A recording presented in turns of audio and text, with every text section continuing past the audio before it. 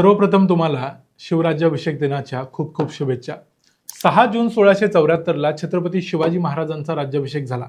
या दिवशी पहाटे महाराज सिंहासनाधीश्वर झाले। या गोष्टीचं एका इंग्रज अधिकाऱ्यानं म्हणजे हेनरी ऑक्झेंडन यानं केलेलं वर्णन आपण पूर्वीच्या आपल्या एका व्हिडिओमध्ये पाहिलेलं आहे।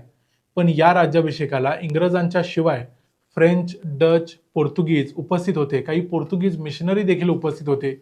यापैकी डचांच्या प्रतिनिधीने देखील छत्रपती शिवाजी महाराजांच्या राज्याभिषेकाच्या अगोदरच्या आणि नंतरच्या काही घटनांचं डॉक्युमेंटेशन करून ठेवले।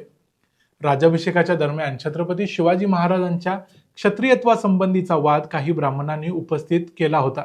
या वादाबद्दल आणि इतर अनेक गोष्टी अब्राहम लेफेबर नावाच्या वेंगुर्ल्याच्या डच ईस्ट इंडिया कंपनीच्या वखारीच्या प्रमुखानं नोंदवून ठेवलेले आहेत।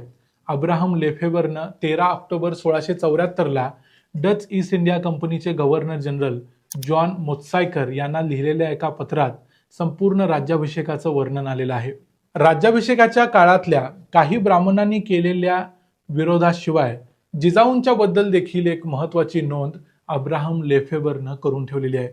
या आणि इतर अनेक गोष्टींची आपण चर्चा न करता सरळ जाऊया आणि पाहूया अब्राहम लेफेबर यानं त्याच्या पत्रात नक्की काय काय लिहून ठेवले। आपल्या पत्रात अब्राहम लेफेबर म्हणतो की स्वतंत्र वृत्तीचे शिवाजीराजे काही काळापासून स्वतःचा राज्याभिषेक करण्याच्या तयारीत होते। जून महिन्यात तयारी पूर्ण झाली आणि प्रदेशाच्या रीतिरिवाजाप्रमाणे राज्याभिषेक विधी पार पाडण्यासाठी रायरी गडाजवळ ठिकठिकाणच्या 11,000 स्त्री पुरुष लहान मुलांसह ब्राह्मण आणि भट एकत्र जमले।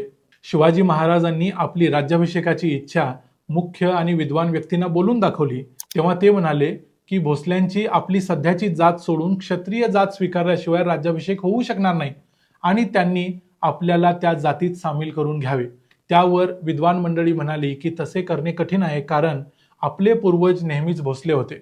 शिवाजी महाराजांनी उत्तर दिले की भोसले हे क्षत्रिय जातीतूनच आलेले आहेत आणि आपली इच्छा नक्कीच पूर्ण होऊ शकते। तेव्हा दुसऱ्या पक्षानं म्हणजे ब्राह्मणांनी शिवाजी महाराज आधी क्षत्रिय झाल्याशिवाय त्यांचा राज्याभिषेक होऊ शकत नाही असं सांगितलं आणि त्यांनी पूर्वीप्रमाणे जुलमी आणि वाईट पद्धतीने वागणार नाही, चुकीच्या पद्धतीने राज्य करणार नाही असं वचन दिलं आहे। हे सगळं विचारात घेऊन 8 जून रोजी मोठ्या समारंभाने त्यांना क्षत्रिय वर्णाचा दर्जा दिला। इथे तारीख 8 जून अशी दिलेली असली तरी आपण ती 10 दिवस अगोदर म्हणजे 28 मे अशी पकडायला हवी कारण जोलियन आणि ग्रेगरियन कालगणनेमध्ये 10 दिवसांचा फरक येतो। त्यामुळं तारीख आपण 10 दिवस अगोदर पकडूया। पुढे लेफेबर असं म्हणतो की त्यांना त्या जातीच्या रीतिरिवाजांची दीक्षा देण्याचाही त्यांचा मानस होता, परंतु महाराजांनी ब्राह्मणांचे रीतिरिवाज शिकवण्याची मागणी केली ती त्यांनी नाकारली। त्यांच्यातील एका प्रमुखाने ही मागणी मान्य केली आणि शिवाजी महाराजांनी त्यांना भेट म्हणून 7,000 पॅगोडा देण्याचा आदेश दिला। इथं पॅगोडा म्हणजे होन। तो दिवस समारंभात गेला आणि तो सोहळा पाहण्यासाठी आलेल्या समुदायाला 17,000 पॅगोडा इतकी रक्कम वाटण्यात आली। 14 जून रोजी शिवाजी महाराजांनी विद्वानांना मोठा दानधर्म केला। आपल्या हातून घडलेल्या पापांचे क्षालन व्हावे म्हणून तुला करून आपल्या वजना एवढे सोने 17,000 पॅगोडा म्हणजे जवळजवळ 160 पाऊंड वजन होईल इतकं, तसेच चांदी, तांबे, जस्त, कथील, शिसे, लोखंड आणि तलम तागाचे कापड, कापूर, मीठ, खेळे, सुकामेवा, जायफळ शिवाय इतर देशी मसाले, लोणी, साखर इत्यादी त्याच प्रमाणात वाटप केले। फळे आणि खाण्याचे पदार्थ सर्व आणि विड्याची पाने देखील वाटली। 2 विद्वानांनी आणखी 1600 पॅगोडांची मागणी केली कारण शिवाजी महाराजांनी आजवर केलेल्या हल्ल्यात व जाळपोळीत स्त्रिया, मुले, गुरेढोरे आणि ब्राह्मण यांचा मृत्यू होऊन त्यांच्या हातून पाप घडले असावे असं त्यांचं म्हणणं होतं। 15 जून रोजी म्हणजे 5 जून रोजी सर्व यथायोग्य विधी पार पडल्यावर त्यांनी म्हणजे शिवाजी महाराजांनी या प्रसंगासाठी मुद्दाम आणलेल्या गंगेच्या पाण्यानं स्नान केलं।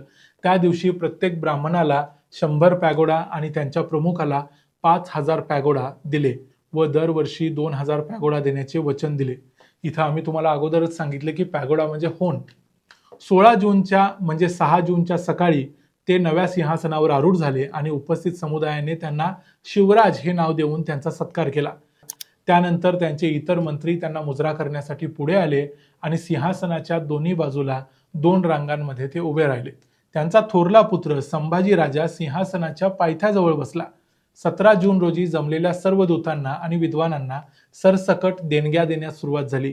प्रत्येकाला म्हणजे कार्यक्रमाला उपस्थित असलेल्या प्रत्येक व्यक्तीला 3, 4 किंवा 5 रुपये स्त्रियांना आणि मुलांना 1 रुपये 2 रुपये अशा पद्धतीनं 12 दिवस शिवाजी महाराजांनी दानधर्म केला. याशिवाय शिवाजी महाराजांनी तिथं आलेल्या प्रत्येक माणसाला दररोज मेजवानी दिली. असं सांगितलं जातं की या समारंभासाठी आणि देणगीच्या वाटपासाठी 1.5 लाख पॅगोडा खर्च झाले. या ठिकाणी डचांनी 1.5 लाख पॅगोडाचा अंदाज दिला असला तरी त्यापेक्षा जास्त रक्कम महाराजांनी या राज्याभिषेकाच्या कार्यक्रमात देणगी आणि इतर गोष्टींसाठी खर्च केली होती. या ठिकाणी अब्राहम लेफेबर शिवाजी महाराजांच्या आईबद्दल म्हणजे जिजाऊंच्या बद्दल एक महत्त्वाची नोंद करून ठेवतो. तो म्हणतो, शिवाजी महाराजांची सुमारे 80 वर्षांची वृद्ध आई आपल्या मुलाच्या राज्याभिषेकाला हजर राहण्यासाठी आली होती. राज्याभिषेकानंतर अवघ्या 12 दिवसांनी तिने जगाचा निरोप घेतला. तिने आपल्या मुलासाठी 25 लाख पॅगोडा आणि काही लोक म्हणतात त्यापेक्षा जास्त संपत्ती मागे ठेवली होती. म्हणजे जिजाऊंच्या दृष्टीने जर बघितलं तर 25 लाख होऊन आणि तेही 1674 सालचे 25 लाख होऊन म्हणजे प्रचंड मोठी संपत्ती होते. आजच्या काळातील कितीतरी 100 कोटी होतील एवढी मोठी ही रक्कम आहे किंवा कदाचित त्यापेक्षा जास्त होईल. यानंतर देखील अब्राहम लेफेबरनं इतर काही गोष्टी लिहून ठेवलेल्या आहेत, पण त्या राज्याभिषेकानंतरच्या आहेत. अब्राहम लेफेबर हा वेंगुर्ल्याचा महत्त्वाचा अधिकारी होता. छत्रपती शिवाजी महाराजांना राज्याभिषेकाच्या पूर्वी 2 वर्ष देखील तो भेटून गेला होता. त्यामुळं आणि स्वराज्याच्या जवळ असल्यामुळं त्याला स्वराज्यातल्या सगळ्या घडामोडींची इत्थंभूत माहिती होती. त्याचा आणि महाराजांचे मंत्री असलेल्या अण्णाजी दत्तो यांचा भरपूर पत्रव्यवहार उपलब्ध आहे. राज्याभिषेकाच्या दिवसाचं आणि तिथं घडणाऱ्या घटनांचं वर्णन अब्राहम लेफेबरनं केल्यामुळं असं लक्षात येतं की कदाचित तो राज्याभिषेकाच्या प्रसंगी तिथं स्वतः उपस्थित असावा. हे होतं डचांच्या एका महत्त्वाच्या अधिकाऱ्याने केलेलं छत्रपती शिवाजी महाराजांच्या राज्याभिषेकाचं वर्णन. या वर्णनामध्ये काही वादग्रस्त गोष्टी असल्यामुळं त्या वर्णनामध्ये कोणतीही छेडछाड न करता आम्ही तुम्हाला त्या सांगितलेल्या आहेत, जशा अब्राहम लेफेबरनं लिहून ठेवल्या तशा. छत्रपती शिवाजी महाराजांच्या राज्याभिषेकाला काही ब्राह्मणांनी विरोध केला होता. काही ब्राह्मणांनी त्यांच्या क्षत्रियत्वासंबंधी प्रश्न उभे केले होते. काही ब्राह्मणांनी त्यांना ब्राह्मण, स्त्रिया, मुले यांची हत्या केल्याबद्दल पापक्षालन करायला लावले होते. अशा अनेक गोष्टी झाल्या असल्या तरी इथं एक गोष्ट लक्षात घ्यायला हवी की शिवाजी महाराजांच्या राज्याभिषेकाच्या कार्यक्रमाला हजारो ब्राह्मण उपस्थित होते. काही ब्राह्मणांनी शिवाजी महाराजांच्या राज्याभिषेकाला विरोध केला, म्हणून सर्व ब्राह्मणांना एकाच तराजूत मोजता येणार नाही. कारण शिवाजी महाराजांच्या अष्टप्रधान मंडळात कितीतरी ब्राह्मण होते, ते राज्याभिषेकासाठी आग्रही होते. त्याशिवाय महाराष्ट्रातल्या अनेक तीर्थक्षेत्रातून, अनेक मंदिरातून, अनेक मंदिरांचे पुजारी, तिथले ब्राह्मण राज्याभिषेकासाठी रायगडावर उपस्थित राहिले होते. त्यांचं देखील असंच म्हणणं होतं की महाराजांनी स्वतःचा राज्याभिषेक करावा. त्यामुळे इथं असं समजण्याची गरज नाही की ब्राह्मणांनी शिवाजी महाराजांच्या राज्याभिषेकाला विरोध केला म्हणजे ते सगळे ब्राह्मण नव्हते. काही ब्राह्मणांनी असा विरोध केला.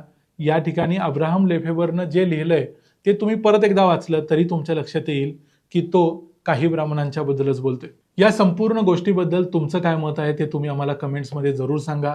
तुमच्या कमेंट्समध्ये कुठल्याही जातीविषयीचा द्वेष नसावा एवढीच अपेक्षा आहे. अशा कमेंट्स असेल तर त्या आम्हाला उडवावे लागतील. व्हिडिओ आवडला असेल तर व्हिडिओला लाईक करा, चॅनलला सबस्क्राईब करा. पुन्हा भेटू पुढच्या व्हिडिओमध्ये. तोपर्यंत पाहत राहा द मराठी बाणा.